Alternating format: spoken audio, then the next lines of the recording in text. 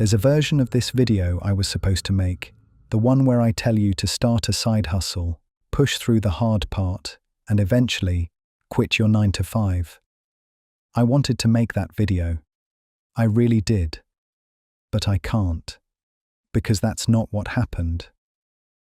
What happened is I was sitting at my desk at 1 in the morning, tweaking something on a project that wasn't due, for a business that wasn't paying me yet, after a full day at a job I was trying to leave. And I remember thinking, I'm exhausted, but not from the job.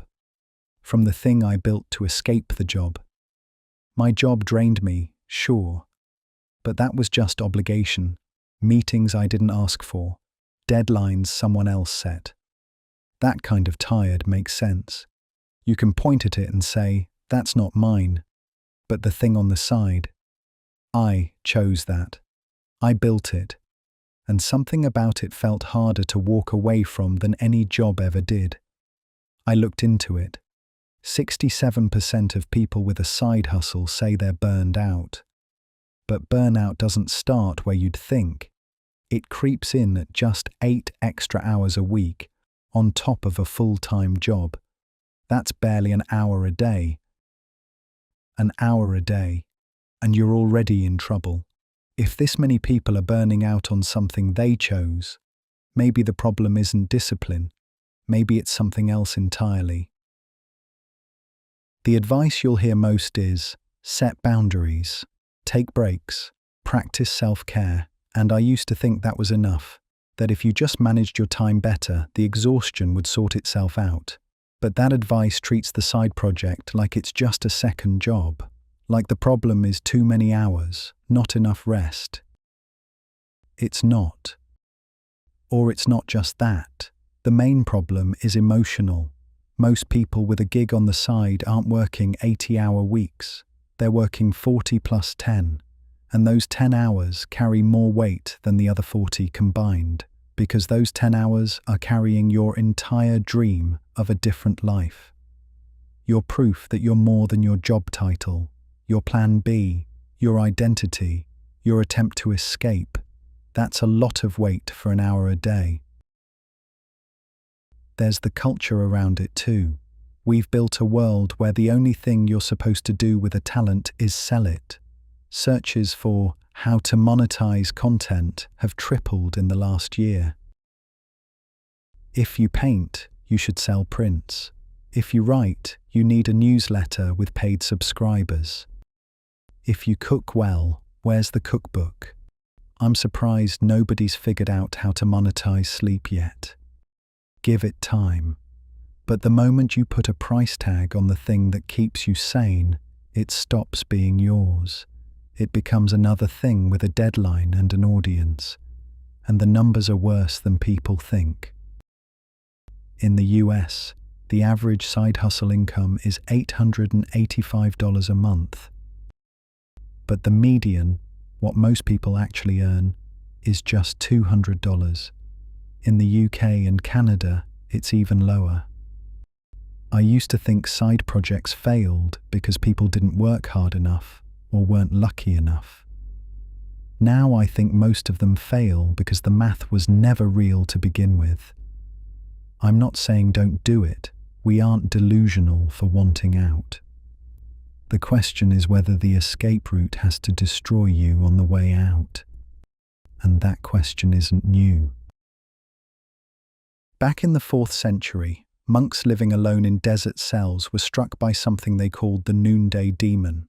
It arrived around midday, exhaustion and restlessness at the same time, too tired to care, too agitated to sit still. They called it acedia.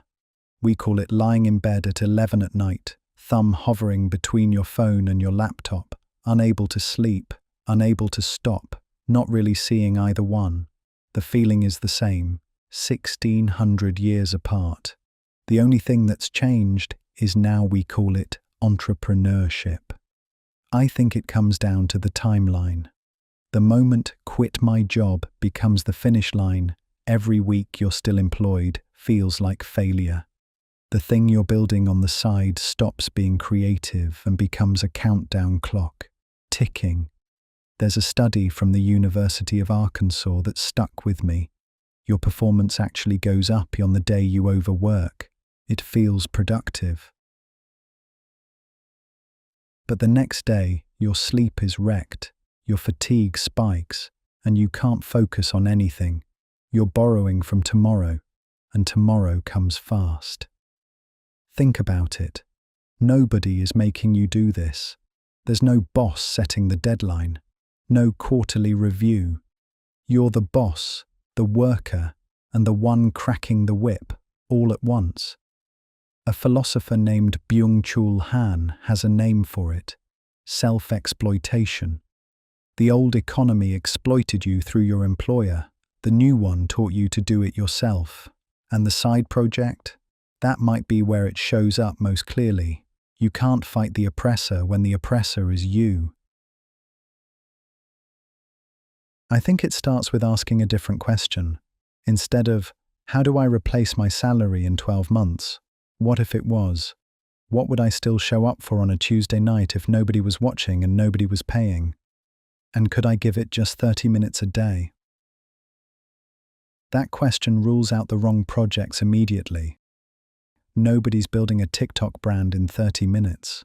But someone might sketch one logo concept, write one honest paragraph, film one short clip on their phone. And those tend to be the things that compound, because you actually stick with them.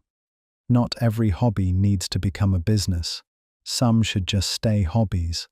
But the one you do choose to build, that one should feel like yours, even when the numbers are zero. And the weird part is, the people who actually quit their jobs to do their own thing, most of them didn't sprint there, they just kept at it, slowly, without forcing a timeline. And because they didn't burn out, they never stopped. The ones who set a hard deadline often stalled. The ones who released the deadline often arrived faster. I think once the project stops feeling like another thing you're failing at, you can actually do it. But even when you get the project right, there's something else to watch for. The pressure can follow you. For me, it crept into my fiction writing. Stories. Stuff for a fantasy book I've had in my head for years. And lately I've barely touched it, not because I don't have time, but because every time I sit down to write, there's this voice saying, you should be working on the thing that actually pays, the thing that gets you out. And even when I push past that, there's a second voice. This isn't good enough to publish anyway. That's when I knew something had gone wrong. The pressure from the side project had followed me into the one space that was supposed to be free of it. It wasn't just eating my time, it was eating my imagination. I'm not sure any of this is right.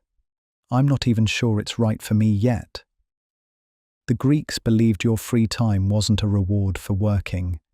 It was the place where you built your character, where you decided what kind of person you'd become. Aristotle thought leisure was the whole point, not rest as recovery from work, but rest as the place where you actually become yourself. Maybe that's the real question. Not, will I eventually quit my job? But, who will I become by the time I get there?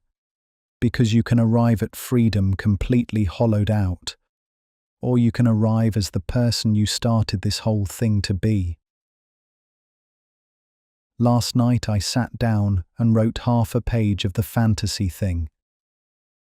It wasn't good, but it was mine.